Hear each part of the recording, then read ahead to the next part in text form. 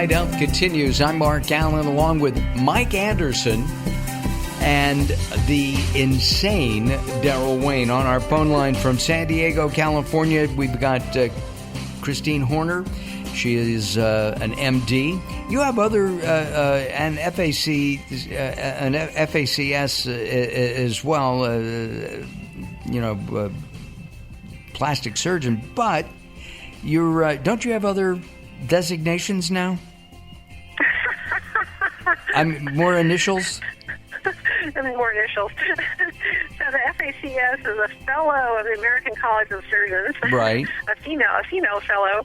And then, of course, I'm board certified in general surgery and board certified in plastic surgery and certified in Ayurveda. That's enough, isn't it? God, it really is. Okay, got it. So you know what you're talking about.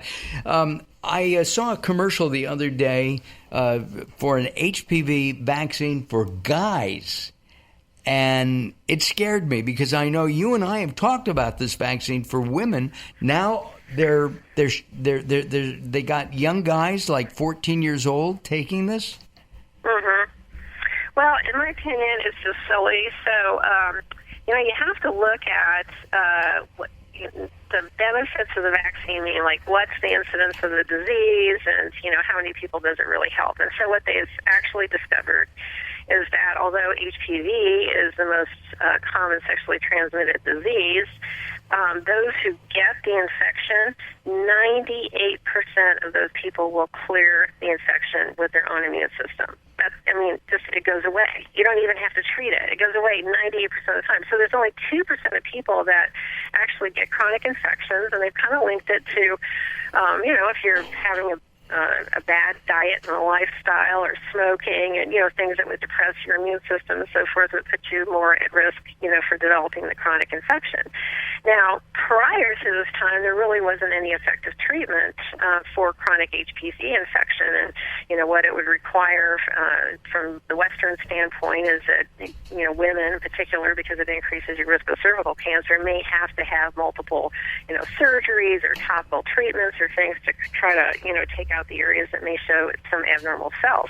But there's no Western treatment that's effective at actually eradicating the HPV virus. Now, a few years ago, there was a study that was done out of the University of Texas Health Sciences where they tested the mushroom formula AHCC against the HPV virus and found that it killed it. And then and it's more effective.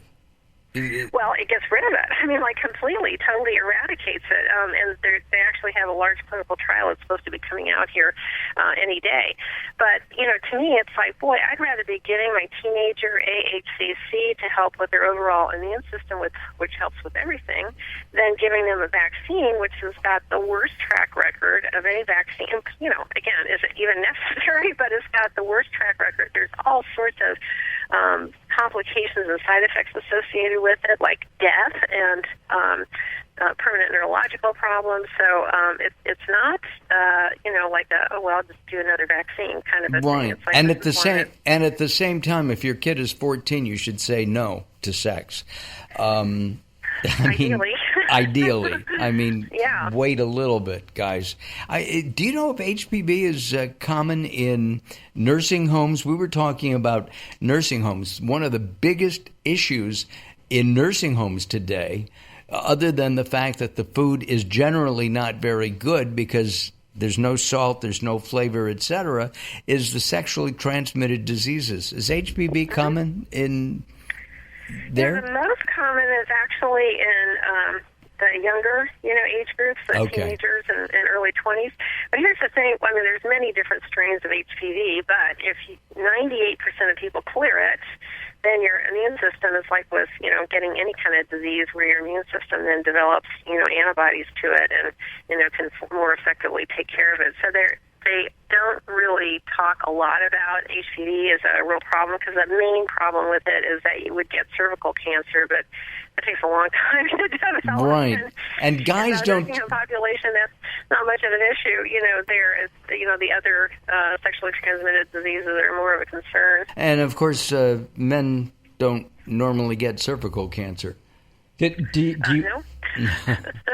Do you find that it appears more likely in certain geographic areas, inner city, suburbs, poor areas, poor areas, as far as the economics behind the. No, I mean, it's the most common sexually transmitted disease. So the risk factors are things like having more than, 3 or 4 partners, sexual partners, and smoking, keep doing things that decrease your immune system, eating junk foods.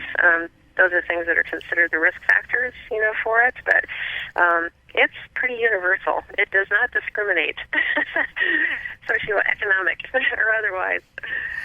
Well, we're just about out of time. We've learned a lot, of course, about HPV and how to be how to have radiant health and ageless beauty. You are certainly an example of that. You look great. You're a wealth of information. Look forward to talking to you again. Christine Horner, the author of Radiant Health, Ageless Beauty. What is your website, Christine? It's simply drchristinehorner.com, drchristinehorner.com. Got it. Christine, thank you very much for joining us. We've got more coming up here on Late Night Health.